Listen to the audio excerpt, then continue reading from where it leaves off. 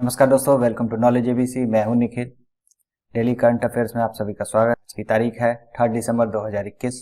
तो चलिए शुरू करते हैं। मगर शुरू करने से पहले मैं आप सबसे रिक्वेस्ट करना चाहूंगा कि आप मेरा टेलीग्राम चैनल knowledge_abc को ज्वाइन कर लीजिए। इस पे मैं वीडियो अपलोड करते रहता हूँ, साथ साथ करंट अफेयर्स के और भी वीडियोज और क्विज़ेस मैं अपलोड करते रहता हूँ। सबसे पहली खबर की बात करते हैं तो फर्स्ट केस ओमिक्रॉन का इंडिया में आ चुका है। तो दो पर्सन इसमें डिटेक्ट हुए हैं। एक साउथ अफ्रीका नागरिक था और एक तो इंडियन नागरिक है। तो दोनों को ये डिटेक्ट हुआ है। साउथ अफ्रीका से इसका ओरिजिन हुआ है सबसे पहले, और अभी तक ये 30 कंट्रीज में ये फैल चुका है। तो जैसे जैसे तो न्यूज इन कंटिन्यूटी है, तो जैसे जैसे और भी इसका आगे न्यूज आते रहेगा तो मैं अपडेट करता रहूँगा। तो सबसे ज़रूरी चीज़ है कि आप लोग मास्क का, सैनिटाइजर का और सोशल डिस्टेंसिंग का फॉलो करें। बाकी कोरोना का जो प्रोटोकॉल है उसको फॉलो कीजिए तो आप इससे बच सकते हैं। बाकी तो इस पर रिसर्च हो ही रही है, तो देखते हैं आगे क्या है। इसमें कहा जा रहा है कि इसमें बहुत सारे म्यूटेंट, इसमें डेल्टा वेरिएंट के मुकाबले इसमें बहुत ज़्यादा म्यूटेशन इसमें हुए हैं इसके स्पाइक प्रोटीन्स में।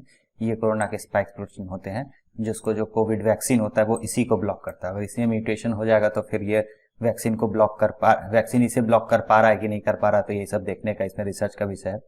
देखते हैं आगे आगे क्या होता है। जैसे जैसा होगा मैं आगे अपडेट करता रहूंगा। अगली खबर की बात करते हैं तो बूस्टर डोज फॉर कोविड-19। ये फर्स्ट टाइम हुआ इंडिया में कि इंडियन का जो SARS covid genomic consortium INS से COG, इन्होंने पब्लिक एडवाइजरी जारी करके ये कहा है कि बूस्टर डोज भी कंसिडर करना चाहिए जो लोग का एज 40 एबव है उनके लिए। तो बाकी फॉरेन कंट्रीज में तो बूस्टर डोज तो लग ही रहा है। इंडिया में भी ये चीज़ बात उठ गई है, अब सब रिकमेंडेशन में आ गया है कि इसको भी कंसिडर करना चाहिए।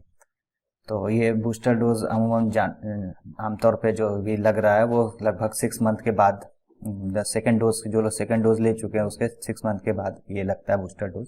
तो ये फुल प्रूफ प्रोटेक्शन के लिए जरूरी है, ऐसा माना जा रहा है। तो ये इसका भी बात हो गई है कि 40 एवब एज वाले को बूस्टर डोज लगाया जाए। अब एक साइक्लोन आ रहा है जो पहले तो इस साल अगर देखा जाए तो ऑलरेडी 2 साइक्लोन आ चुके हैं बे ऑफ बंगाल में, यास और गुलाब नाम से, मई और सितंबर में आया था। अब ये तीसरा साइक्लोन है जो बे ऑफ बंगाल में आने वाला आ गया है और ये हिट करेगा उड़ीसा और नॉर्दर्न जो कोस्टल पार्ट है आंध्र प्रदेश का। उससे माना जा रहा है कि 3 और 4 दिसंबर के आसपास में ये हिट करेगा। और विंड का स्पीड अभी 110 किलोमीटर पर आवर की स्पीड से बताई जा रही है और इसका नाम जो जवाद है ये सऊदी अरेबिया ने दिया। तो देखते हैं अभी धीरे धीरे तो ये बढ़ेगा भी और भी इस पे न्यूज आएंगी कैसा है, सीवियर साइक्लोन होता है कि नहीं होता है, क्या है। तो अभी न्यूज इन ट्रांजिशन है ये भी, तो आगे देखेंगे, अगला वीडियो में देखेंगे कि इसका क्या इम्पैक्ट होता है, कितना प्रिपरेशन किया गया है इसके लिए। बाकी सरकार तो अलर्ट है इसके लिए। तो जो लोग भी उड़ीसा और ये आंध्र प्रदेश में थे तो कोस्टल एरियाज में है तो थोड़ा सा अलर्ट रहें इससे। अगली खबर में देखते हैं। महापरिनिर्वाण दिवस मनाया जा रहा है। डॉक्टर बी आर अम्बेडकर के जन्म डेथ एनिवर्सरी जो 66 डेथ एनिवर्सरी है उस पर 6 दिसंबर को ये मनाया जाएगा। गवर्नमेंट ऑफ इंडिया बनो, अगर प्रिसाइजली कहा जाए तो ministry of social justice empowerment ministry के द्वारा ये चीज़ ऑर्गेनाइज किया जाएगा। तो न्यूज में है, मैं ऐसा क्वेश्चन पूछ सकता है महापरिनिर्वाण दिवस कब मनाया गया, तो ये 6 दिसंबर को मनाया जा रहा है। तो डॉक्टर बी आर अम्बेडकर के डेथ एनिवर्सरी को लेकर, तो ये इंपॉर्टेंट है एग्जाम पॉइंट के व्यू से, इसलिए मैंने इसको कवर किया है इसमें करंट अफेयर्स के वीडियो में। अगला देखते हैं तो इंडिया और श्रीलंका का रिलेशन क्या हुआ है कि 2 दिन के विजिट के लिए श्रीलंका के finance minister basil Rajapaksa India को विजिट किए, न्यू दिल्ली विजिट किए। तो इसमें मेनली जो श्रीलंका का इकोनॉमिक क्राइसिस हो रहा है तो उसको कैसे इंडिया हेल्प करे, उनको कैसे बचाए, उनके कंट्री को, उनके इकोनॉमी को, तो इस पे मेनली डिस्कशन हुए हैं। तो इसमें मेनली 4 पिलर्स का क्या क्या डिस्कशन हुआ है। तो लाइन ऑफ क्रेडिट के लिए बोला गया इनके मिनिस्ट्री के द्वारा, फाइनेंस मिनिस्ट्री के द्वारा, कि फूड, मेडिसिन और फ्यूल प्राइसेस परचेस करने के लिए लाइन ऑफ क्रेडिट इंडिया इनको प्रोवाइड करे। लाइन ऑफ क्रेडिट का मतलब हो गया कि सिंपल एक तरह का लोन होता है। जैसे 100 मिलियन का लोन अगर इंडिया पास कर देता है, लाइन ऑफ क्रेडिट दे देता है श्रीलंका को, तो 100 मिलियन का श्रीलंका कुछ भी खरीद सकता है, मतलब फूड हो गया, मेडिसिन हो गया, फ्यूल हो गया, कुछ भी इंडिया से खरीद सकता है। और ऐसा नहीं कि इस पैसे को लौटाना है, इसको बड़ा आराम से धीरे धीरे लंबे समय में बहुत ही कम रेट ऑफ इंटरेस्ट के साथ लौटाना पड़ता है। तो एक तरह से अभी के लिए इनके लिए पेनिशिया साबित होगा, बहुत अच्छा है इनके लिए। दूसरा एग्रीमेंट इन्होंने मतलब बातचीत हुई और एग्रीमेंट पे बात हुआ कि करेंसी स्वैप एग्रीमेंट के लिए कहा गया इनके द्वारा कि जो इंडियन करेंसी और श्रीलंका करेंसी है तो इसको करेंसी स्वैप एग्रीमेंट साइन किया गया कि इनका बैलेंस ऑफ पेमेंट जो गड़बड़ा रहा है उसको बैलेंस करने के लिए। तीसरा पॉइंट पे डिस्कस हुआ कि इनका एक ऑयल फार्म है त्रिनको ऑयल फार्म करके, ठीक है। इसमें इंडिया इंटरेस्टेड था कि इसको मॉडर्नाइजेशन करने के लिए, तो इसमें फिलहाल के लिए श्रीलंका राजी हो गया कि ठीक है आप मॉडर्नाइजेशन कीजिए। उसके साथ साथ श्रीलंका के द्वारा चौथा पॉइंट में श्रीलंका के द्वारा ये भी कमिटमेंट किया गया है कि इंडियन इन्वेस्टमेंट को उनके जो सेक्टर्स है, वेरियस सेक्टर्स है, उनमें इनको परमिशन दिया जाएगा इन्वेस्टमेंट करने के लिए। तो एक तरह से रास्ता भी खुलेगा इन्वेस्टमेंट का इंडिया के द्वारा श्रीलंका में, तो धीरे इन्फ्लुएंस बढ़ेगा। तो ये सब चारों पॉइंट पे मेनली डिस्कशन हुआ। जाइकोविड ये एक बच्चों के लिए वैक्सीन है, मतलब 12 प्लस और 18 से नीचे इन लोगों के लिए वैक्सीन। ये इंडिजीनियस वैक्सीन, मतलब इंडिया के द्वारा बनाया गया है। कोवैक्सीन तो इंडिया के द्वारा बनाया गया था, ये जाइकोविड भी इंडिया के द्वारा ही बनाया गया है और ये 12 प्लस से 18 के एज के बीच में के लिए ये है। ये नीडललेस है, सबसे बड़ा चीज है ये नीडललेस है। मतलब जो ट्रेडिशनल वैक्सीन जो भी लग रहा है, कोवैक्सीन, कोविशील्ड और भी जो मॉडर्ना, ये सब नीडल वाली वैक्सीन है, ये नीडललेस वैक्सीन है। लेकिन इसमें 3 डोज दी जाएगी। पहली डोज हो गई, पहली डोज के बाद जो सेकेंड डोज है वो 28 डेज और उसके बाद जो थर्ड डोज है वो 56 डेज पे लगेगी। तो गवर्नमेंट ऑफ इंडिया के द्वारा ये अलाउ कर दिया गया है कि 7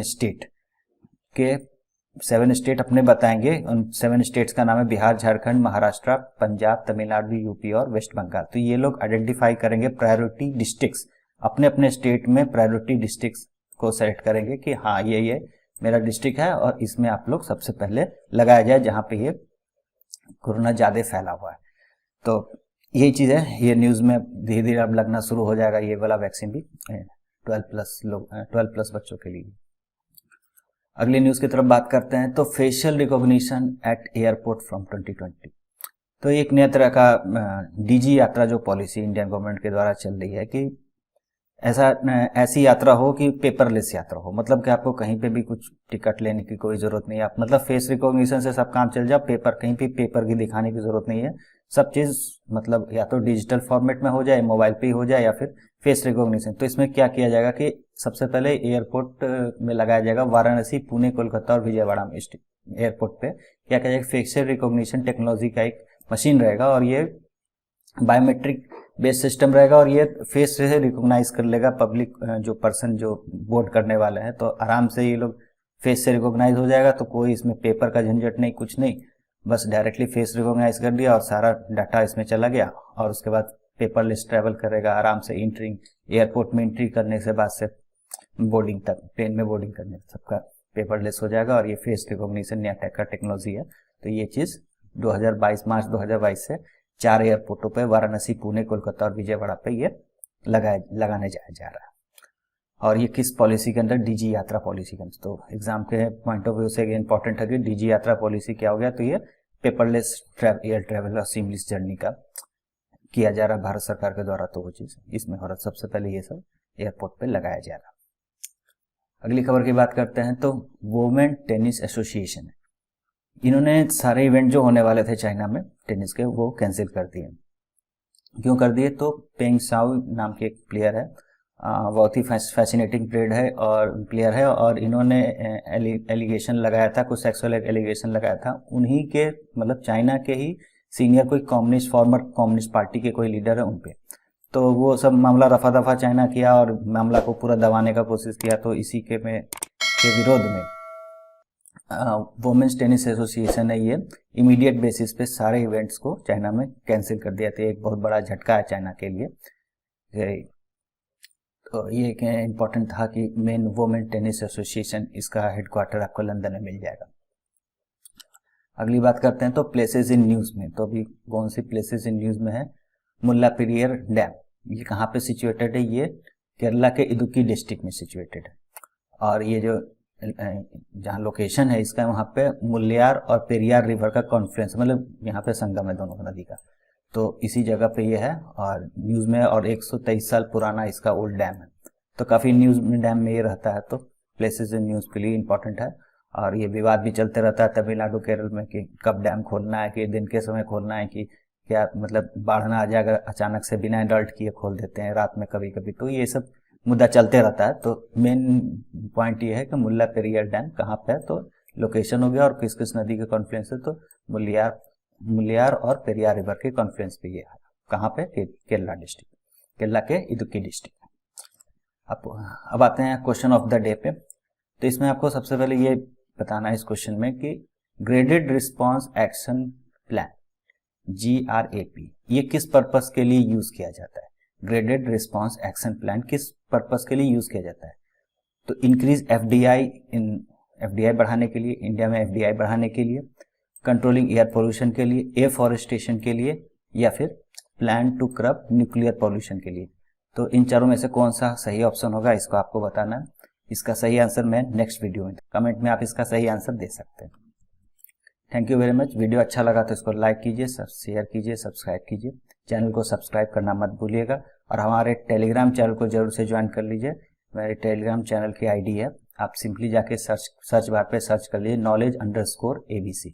ये सर्च करने पे आपको मेरा टेलीग्राम चैनल मिल जाएगा, इसी पे आप ज्वाइन कर लीजिए और इस वीडियो का मैं PDF उसी पे अपलोड कर दूंगा।